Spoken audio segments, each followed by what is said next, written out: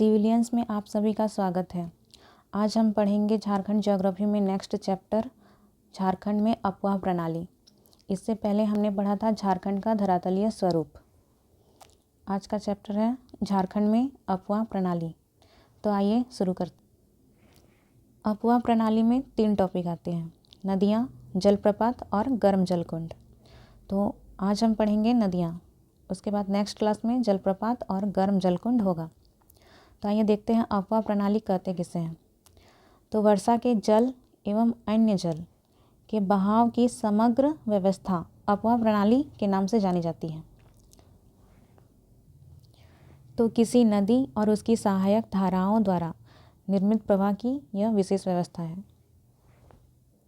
कोई मुख्य नदी जो अपने सहायक नदियों से मिलकर एक दिशा में प्रवाह का मार्ग बनाती है, जैसे ये हो गई मुख्य नदी और इसमें अन्य सहायक नदियाँ आ गई, तो ये पूरा क्षेत्र अफवाह प्रणाली बन गया। अफवाह प्रणाली के निर्माण में जल की मात्रा, भूमि की संरचना, ढाल की तीव्रता तथा वनस्पति का घनत्व एवं मिट्टी की संरचना जैसे तत्व मुख्य भूमिका अदा करते हैं। तो किसी भी अफवाह प्रणाली के निर्माण में ये 5 चीज़ें मुख्य भूमिका अदा करते हैं। आगे है जल संसाधन विभाग झारखंड सरकार के अनुसार राज्य का 1.59 लाख हेक्टेयर अर्थात 1.6 लाख हेक्टेयर क्षेत्र जलीय स्रोतों द्वारा आच्छादित है, जो राज्य के कुल भूभाग का 2% है। जैसे कि हम जानते हैं कि हमारे कुल भूमि झारखंड की 79,71,600 हेक्टेयर है, जिसमें से मात्र 1 लाख हेक्टेयर, लगभग 1.5 लाख हेक्टेयर इसको बोल सकते हैं, तो लगभग 1.5 लाख हेक्टेयर पर जल का स्रोत इतना जल का स्रोत पाया जाता है। तो ये कुल भूभाग का मात्र 2% है, जिसका कारण ये है कि जो झारखंड है उसका अधिकांश भाग, लगभग 90% भाग आर्कियन कालीन चट्टानों से बना है, जिस कारण यहाँ पे मृदा की छिद्रता में कमी पाई जाती है, जिस कारण से जल जो है मिट्टी द्वारा कम मात्रा में सोखा जाता है, जिसके कारण यहाँ पे भूमिगत जल भी बहुत ही कम मात्रा में मिलती है। साथ ही साथ ये पठारी क्षेत्र होने के कारण भी वर्षा का जल जो है तीव्रता से प्रभावित हो जाता है, जिससे भूमिगत जल की मात्रा काफ़ी कम है। अब हम अफवाह प्रणाली में जैसे नदियों को पढ़ने वाले हैं, तो अब हम आ जाते हैं नदियों के टॉपिक पे। तो यहाँ की सोन नदी को छोड़कर सभी नदियाँ बरसाती हैं, जो जल के लिए मानसून पर निर्भर करती हैं, और ये गर्मी के महीने में सूख जाती हैं। तो एकमात्र सोन नदी जो है वो कोई विशेष मौसम में सूखती नहीं, बल्कि 12 महीने इसमें जल रहता है।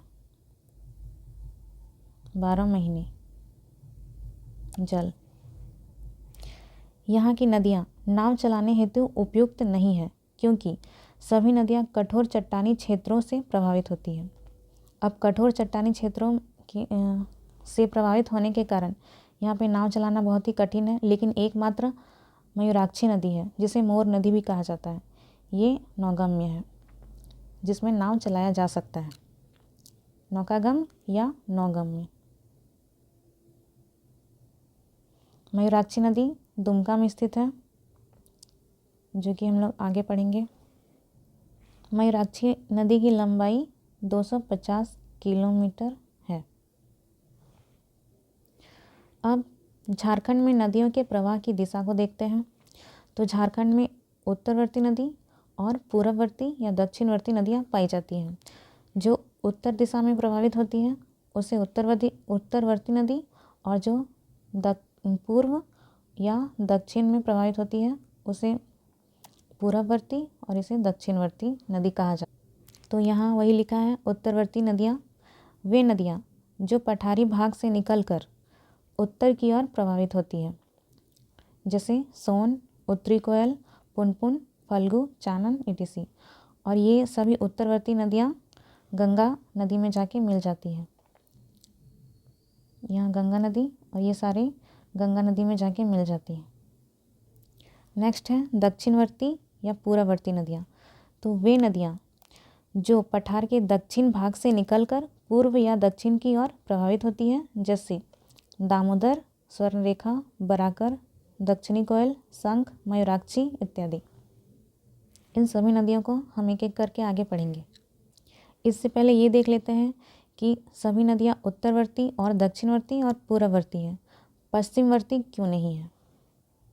क्योंकि झारखंड का जो अधिकांश हिस्सा पश्चिम वाला है वो पाट प्रदेश है और पाट प्रदेश की ऊंचाई 900 से 1100 मीटर है। तो ये बहुत ही ऊंचा क्षेत्र हो जाता है, जिस कारण से यहाँ नदियाँ पश्चिम दिशा में प्रभावित नहीं हो पाती। ये नदियाँ इधर से उत्तर और पूरब और दक्षिण दिशा में प्रभावित हो जाती है। उत्तरी से ये गंगा नदी में और पूरब से ये हुगली नदी या गंगा नदी में बहती हैं। उसके बाद दक्षिण में और इधर आ सकती है, लेकिन ये पश्चिम में नहीं जा सकती क्योंकि यहीं का ऊंचाई जो है वो बहुत ज़्यादा है। अब हम देखते हैं झारखंड की उत्तरवर्ती नदियाँ। पहले आ गई सोन नदी। अब हम सोन नदी को पहले देखते हैं। तो सोन नदी का उद्गम मैकाल पर्वत के अमरकंटक पहाड़ी से हुई है। ये हम इंडियन ज्योग्राफी में भी पढ़ेंगे। और ये अमरकंटक पहाड़ी से निकलती है। ये पहाड़ी छत्तीसगढ़ में है, परंतु इसका कुछ हिस्सा मध्य प्रदेश में भी है। और मध्य प्रदेश के अनूपपुर जिले से सोन नदी का उद्गम होता है। इसका मुहाना हो गया गंगा नदी, और गंगा नदी में ये पटना के दानापुर के पास जाके मिलती है। तो जैसा कि हम उत्तरवर्ती नदी पढ़ रहे हैं और सोन नदी उत्तरवर्ती नदी है, तो ये गंगा की नदी से मिल जाती है। कहाँ पे? तो पटना के दानापुर के पास। इसकी कुल लंबाई है 784 किलोमीटर। अफवाह क्षेत्र है 9030 किलोमीटर स्क्वायर। सहायक नदियाँ हो गया इसकी उत्तरी कोयल। संबंधित क्षेत्र पलामू एवं गढ़वा। उपनाम हिरनवा एवं सोनभद्र। और इसकी विशेषता, यह झारखंड के उत्तर पश्चिमी भाग सीमा से होकर बहती है और ये सदा नीरा नदी है, मतलब ये 12 महीनों तक अपने में पानी रखती है। इसकी पानी कभी सूखती नहीं। और जो सोन नदी है वो झारखंड में खरौंदी प्रखंड के खोखा नामक गांव से इंटर करती है। तो इसको याद कैसे करेंगे? देखिए, ख एक जैसा है, तो सोन नदी खरौंदी प्रखंड के खोखा नामक गांव से इंटर करती है झारखंड में। इसके बाद ये कुल लंबाई इसकी कैसे याद रखेंगे? 784 किलोमीटर।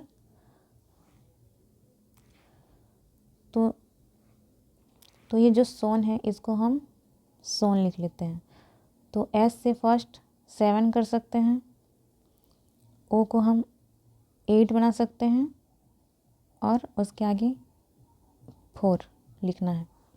तो इससे हम 7, 8 और आगे आप 4 या 0 बना लीजिए, बस इससे थोड़ा सा ज़्यादा।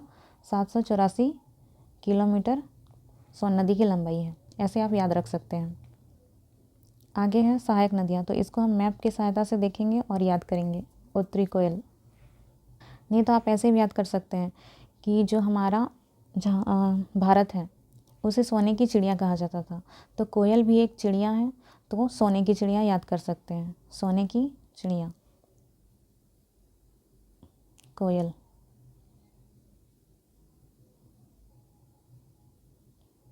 तो इस तरह से हमें याद हो जाएगा कि उत्तरी कोयल सोन नदी की सहायक नदी है। अब संबंधित क्षेत्र हम मैप में देखेंगे। पलामू एवं गढ़वा ये सीमा बनाती हुई गंगा नदी में मिल जाती है। उसके बाद है उपनाम, जो कि है हिरण्यवा और सोनभद्र। तो सोनभद्र सोन से याद कर सकते हैं और हिरण्यवा तो सोना का हिरन। सोना का हिरन से हम इसे पकड़ सकते हैं कि इसका उपनाम हिरण्यवा है। अब इसकी विशेषता क्या है? तो जैसा कि मैंने बोला, उत्तर पश्चिमी भाग में ये सीमा बनाती है और ये सदा नीरा नदी है, झारखंड की एकमात्र नदी जो सदा नीरा है। तो आइए देख लेते हैं हम इसे सोन नदी को। ये है हमारी सोन नदी।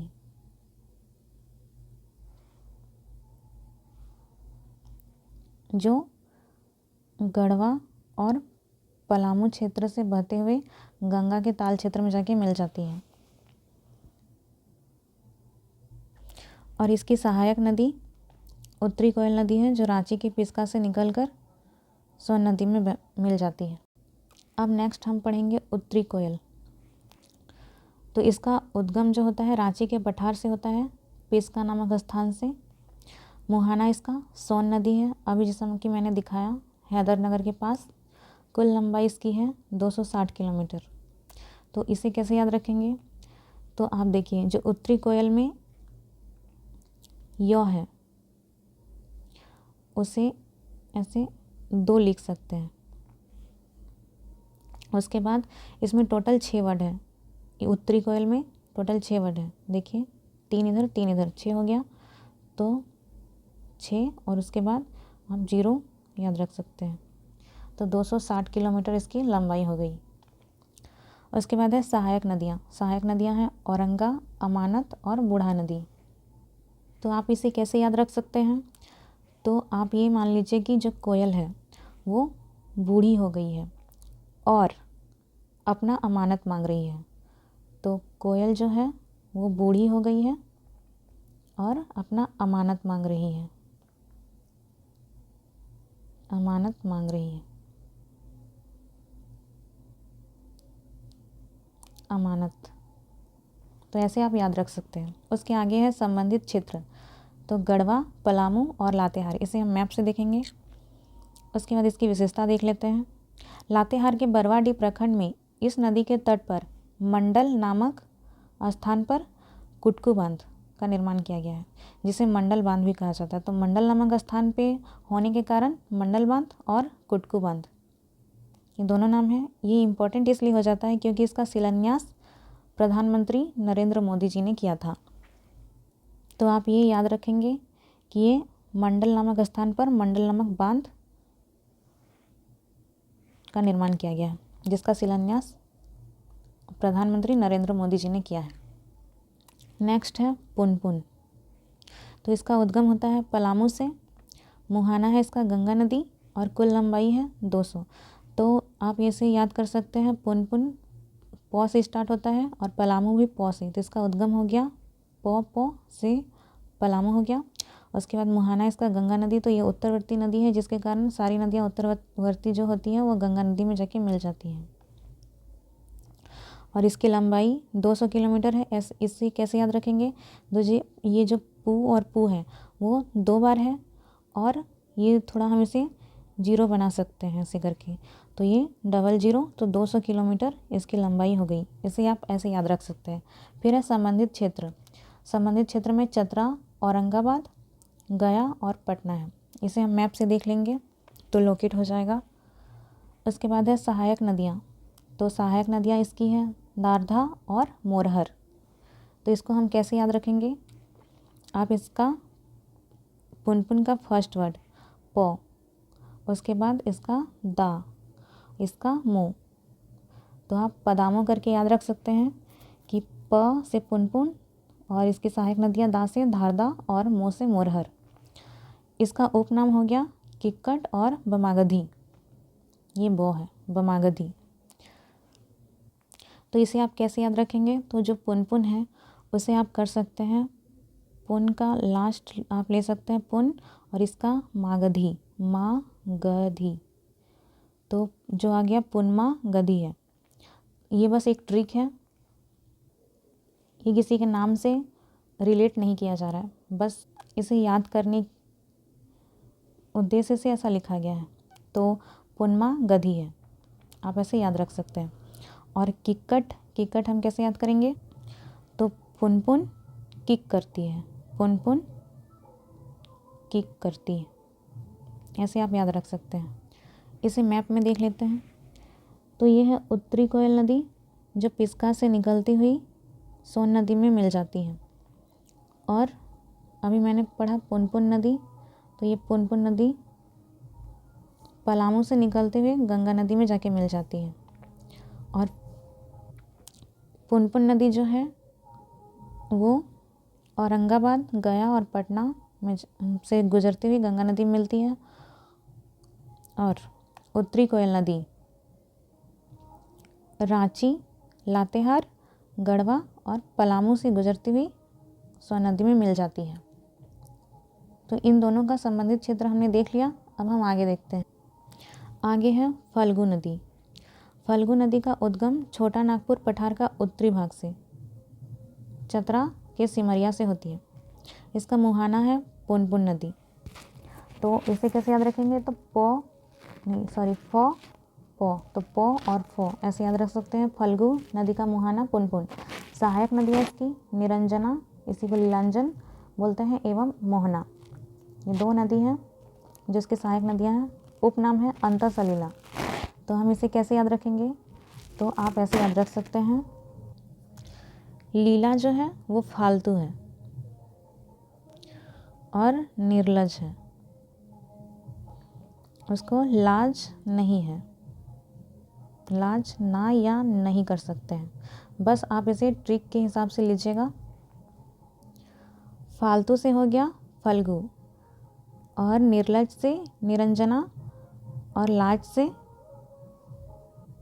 निर्लज और लाज दोनों से लीलांजन कर सकते हैं। और जो मैंने कहा था लीला फालतू है, तो लीला से अंतःसलिला भी उपनाम में कर सकते हैं, इसे याद। और एक नाम बच गया मोहन, मोहना। इसे आप डायरेक्ट रिलेट कर सकते हैं या ऐसे याद कर सकते हैं। आगे है विशेषता फल्गु नदी की। तो इसके तट पर बोध गया में एक पीपल के वृक्ष के नीचे गौतम बुद्ध को ज्ञान की प्राप्ति हुई थी। तो ये जो फल्गु नदी है, उसी नदी के किनारे गौतम बुद्ध को ज्ञान की प्राप्ति हुई थी। ये आप इंडियन हिस्ट्री में पढ़ेंगे। आगे है पितृपक्ष के समय स्नान एवं पिंडदान के लिए लोग यहाँ पे आते हैं फल्गु नदी के पास। झारखंड में केवल इसका उद्गम है, बाकी जितना अपवाद क्षेत्र है वो बिहार में है।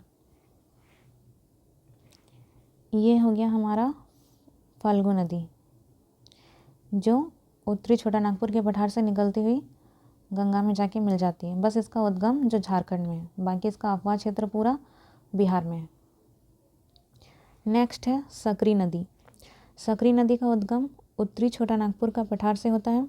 इसका मुहाना है गंगा नदी का ताल क्षेत्र। सहायक नदियाँ इसकी क्यूल तथा मोरहर।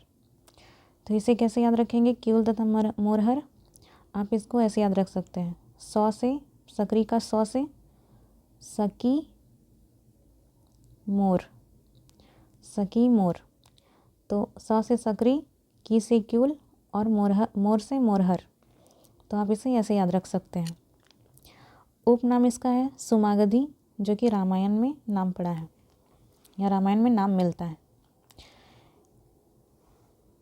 तो इसे कैसे याद रखेंगे? तो सकरी का सौ है, तो इसी प्रकार यहाँ भी सुमागधी में पहले सौ है, तो सकरी सुमागधी, ऐसे आप उपनाम याद कर सकते हैं। विशेषता इसकी है कि ये मार्ग बदलने में कुख्यात है, यह मार्ग बदलती रहती है। अब हम देख लेते हैं सकरी नदी का उद्गम स्थल। यह है छोटा नागपुर का पठार, उत्तरी छोटा नागपुर का पठार। इधर से निकलती हुई गंगा के ताल क्षेत्र में जाके मिल जाती है। यहाँ भी देख लीजिए एक बार, यह है सकरी नदी। ये उत्तरी छोटा नागपुर पठार से निकल कर गंगा में जाके मिल जाती है, सकरी नदी। अब हम देखेंगे चानन नदी। तो चानन नदी का उद्गम छोटा नागपुर का पठार, मुहाना हो गया इसका सकरी नदी। उपनाम पंचानन। और ये क्यों? तो क्योंकि 5 धाराओं से ये मिलकर बना हुआ है, इसी कारण इसका नाम, चानन नदी का नाम पंचानन या फिर पंचाने पड़ा है। इसकी विशेषता है, इसकी जल धाराएं राजगीर पहाड़ी क्षेत्र के अवरोध के कारण गिरियट में मिलती हैं, फिर बिहार शरीफ में पुनः 5 धाराओं में बढ़ जाती है। पहले तो ये 5 धाराओं में थी, उसके बाद 5 धाराओं से मिल जाती है, तथा उसके बाद बिहार शरीफ में फिर से 5 धाराओं में बढ़ जाती है। तो चानन नदी का उपनाम जो है ये इम्पोर्टेंट हो जाता है, पंचाने या पंचानन। बाकी आप सब एक बार इसे देख सकते हैं। एक बार मैप में देख लेते हैं चानन नदी कहाँ से निकलती है। तो ये भी उत्तरी छोटा नागपुर के पठार से निकलती हुई सकरी नदी में जाके मिल जाती है। नेक्स्ट है बूढ़ा नदी, जिसका उद्गम होता है महुआटांड़ लातेहार से। तो लातेहार के महुआटांड़ से ये निकलती है और इसका मुहाना उत्तरी कोयल। तो महुआटांड़ से निकल के ये उत्तरी कोयल में जाके मिल जाती है। संबंधित क्षेत्र इसका लातेहार हो गया। इसकी विशेषता हो गई झारखंड के सबसे ऊंचे जलप्रपात जिसका नाम है बूढ़ा घाघ, उसका निर्माण करती है। तो ये बूढ़ा घाघ जलप्रपात जो कि है बूढ़ा नदी पे, और इसकी ऊंचाई 143 मीटर है और ये लातेहार ज़िले में है। किस नदी पे? तो बूढ़ा नदी पे ये है। बाकी हम सारे जलप्रपात के बारे में नेक्स्ट क्लास में पढ़ेंगे। तो इसमें इम्पॉर्टेंट यही हो जाता है कि जो बूढ़ा घाघ जलप्रपात है वो बूढ़ा नदी पे है, लातेहार में स्थित है। ये दोनों इम्पॉर्टेंट हो जाता है। उसके बाद नेक्स्ट औरंगा नदी, इसका उद्गम किसको? लोहरदगा। तो इसका उद्गम हो गया लोहरदगा के किसको से। तो इसे कैसे रिलेट करेंगे? तो आप इसे ऐसे कर सकते हैं कि और किसको लोहा चाहिए। तो औरंगा नदी का उद्गम हो गया और किसको? लोहरदगा। और किसको लोहा चाहिए? तो और से औरंगा, किसको से किसको, और लोहा चाहिए से लोहरदगा। मुहाना इसका हो गया उत्तरी कोयल नदी। सहायक नदियाँ घाघरी, गोवा, नाला, ददारी, सुकरी, ये सारी ये उतनी इम्पोर्टेंट नहीं है। उसके बाद है संबंधित क्षेत्र, लोहरदगा से निकलती है तो लोहरदगा हो गया। उसके बाद लातेहार और उसके बाद पलामू में जाती है और जाके उत्तरी कोयल नदी में मिल जाती है। नेक्स्ट है अमानत नदी। तो अमानत नदी का उद्गम जो है वो चतरा से होता है, या फिर हजारीबाग पठार भी एग्जाम में रहेगा। तो हजारीबाग पठार या फिर चतरा के सिमरिया ज़िले से, सिमरिया प्रखंड से। इसका मुहाना उत्तरी कोयल मेदिनीनगर, जिसका पुराना नाम डाल्टनगंज था। तो ये उत्तरी कोयल नदी में मेदिनीनगर के पास जाके मिल जाती है। फिर है सहायक नदियाँ जिंजोई, चाको, मायला, पीरी, सपनी। तो ये सब उतनी इम्पोर्टेंट नहीं है। आगे है संबंधित क्षेत्र। तो इसका संबंधित क्षेत्र चतरा, क्योंकि चतरा से निकलती है। फिर लातेहार, पलामू, और पलामू में जाके ये उत्तरी कोयल नदी में मिल जाती है। इसकी विशेषता है चतरा के लावालौंग वन्य जीव अभयारण्य की दक्षिणी सीमा बनाती है। तो जो लावालौंग वन्य जीव अभयारण्य है ये चतरा में स्थित है। हम इसे नेक्स्ट क्लास में पढ़ेंगे जब हम वन्य जीव अभयारण्य पढ़ेंगे तब। तो अमानत नदी लावालौंग वन्य जीव अभयारण्य की दक्षिणी सीमा बनाती है। और इसे कैसे याद रखें कि लावालौंग जो है वो चतरा में स्थित है। तो जो लावा है और लौंग है, तो लावा और लौंग को क्या करते हैं? चबाते हैं। तो लावा लौंग चबाते, चबाते से चतरा, ऐसे आप रिलेट कर सकते हैं। तो देखिए ये जो है ये अमानत नदी है। ये ऐसे करके चतरा से निकलते हुए यहाँ पे लातेहार और उसके बाद पलामू में जाती हुई मेदिनीनगर में और उत्तरी कोयल नदी से मिल जाती है। इसी प्रकार ये है औरंगा नदी जो लोहरदगा से निकलते हुए लातेहार में एंटर करती है। उसके बाद पलामू में जाके ये उत्तरी कोयल नदी से मिल जाती है। ये हो गई औरंगा नदी, औरंगा। इसी प्रकार बूढ़ा नदी जो है वो लातेहार से निकलती हुई उत्तरी कोयल में मिल जाती है। अब नेक्स्ट है कनहर नदी, जिसका उद्गम होता है छत्तीसगढ़ के खुदिया पठार से और मुहाना इसका है सोन नदी। सहायक नदियाँ में पांडु, गोइटा, थीमा, हनीमाला, सूर्या, चना, कुरसा और चेरना, ये सब उतना इम्पोर्टेंट नहीं है। आगे है संबंधित क्षेत्र, छत्तीसगढ़, झारखंड, फिर उत्तर प्रदेश। तो पहले ये छत्तीसगढ़ से निकलते हुए झारखंड में इंटर करती है, उसके बाद जाके ये उत्तर प्रदेश में आगे जाके सोन नदी से मिल जाती है।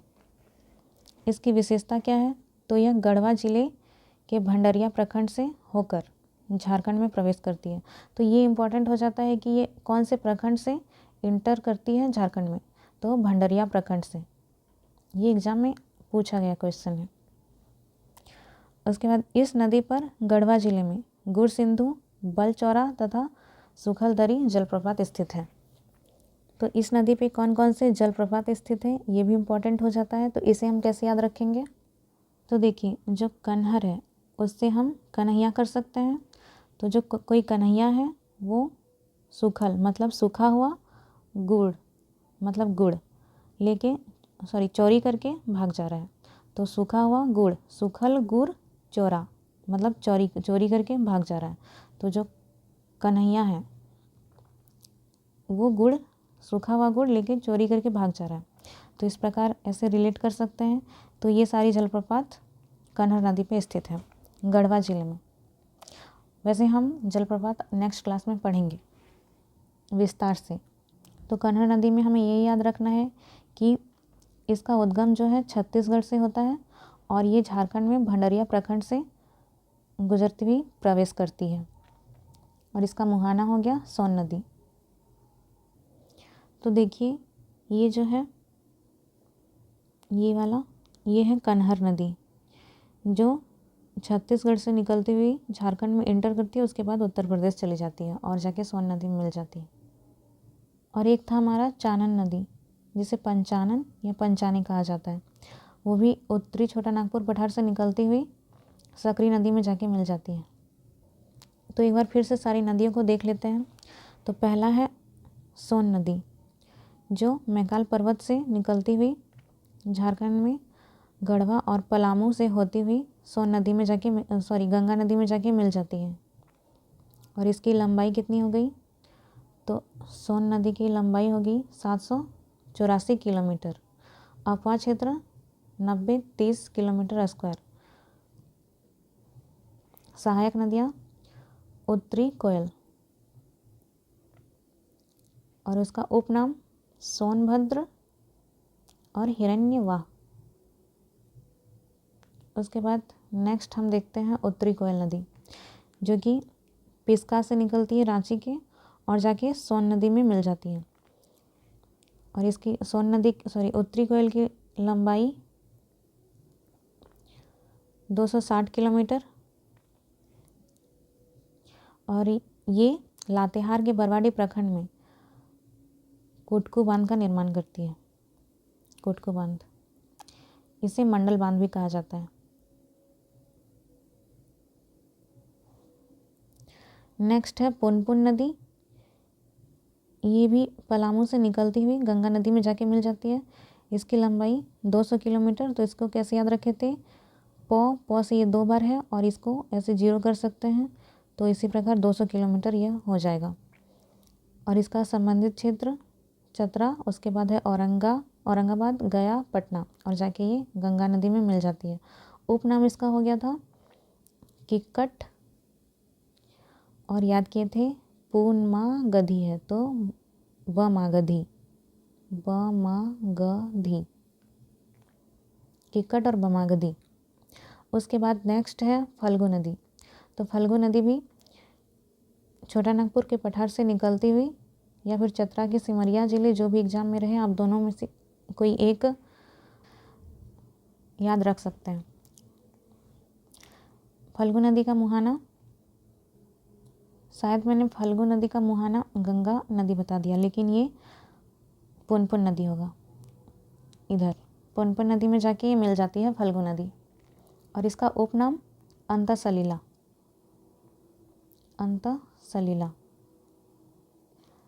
सहायक नदियाँ निरंजना और मोहना। अब नेक्स्ट है सकरी नदी। तो सकरी नदी का उद्गम उत्तरी छोटा नागपुर का पठार और इसका मुहाना हो गया गंगा का ताल क्षेत्र और इसका सहायक नदी हो गई क्यूल और मोरहर। तो इसे कैसे याद किए थे? सकी मोर। सकी मोर से हो गया सकरी, और की से कीउल और मोरहर। और ये मार्क बदलने में कुख्यात है, ये आप याद रखिएगा। और उपनाम इसका हो गया सुमागधी, सकरी सुमागधी। ऐसे आप रिलेट कर सकते हैं। नेक्स्ट है चानन नदी, जो छोटा नागपुर पठार से निकलती हुई सकरी नदी में जाके मिल जाती है। और इसका उपनाम है पंचानन या पंचाने। 5 धाराओं से मिलकर बनी है, जिस कारण से इसका नाम पंचानन या पंचाने पड़ा है।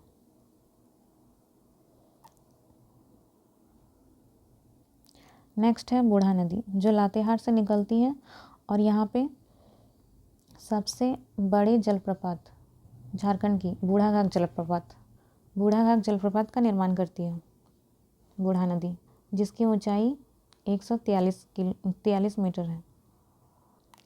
अब है औरंगा नदी, जो लोहरदगा के किस्को से निकलती हुई पलामू में जाके मिल जाती है, पलामू में जाके उत्तरी कोयल नदी से। नेक्स्ट है अमानत नदी, जो चतरा के सिमरिया प्रखंड से निकलती हुई पलामू में जाके उत्तरी कोयल नदी से मिल जाती है। लास्ट है कन्हर नदी, जो छत्तीसगढ़ से निकलती हुई झारखंड में इंटर करती है, झारखंड के भंडरिया प्रखंड से, और उसके बाद ये उत्तर प्रदेश चली जाती है। और उससे पहले गढ़वा में यहाँ पे बलचौरा, सुखलदरी और गुरसिंधु जलप्रपात का निर्माण करती है। गुरसिंधु, जिसको हमने याद किया था कि कन्हैया सूखा हुआ गुड़ लेके चोरी करके भाग जाएगा, तो बलचौरा, सुखलदरी और गुरसिंधु, ये तीनों जलप्रपात जो कि कन्हर नदी पे हैं। तो झारखंड की सारी उत्तरवर्ती नदियाँ समाप्त हुई। तो आज की क्लास यहीं पे समाप्त होती है। नेक्स्ट क्लास में हम पढ़ेंगे झारखंड की पूर्ववर्ती या दक्षिणवर्ती नदियाँ। आज के लिए इतना ही। Thank you.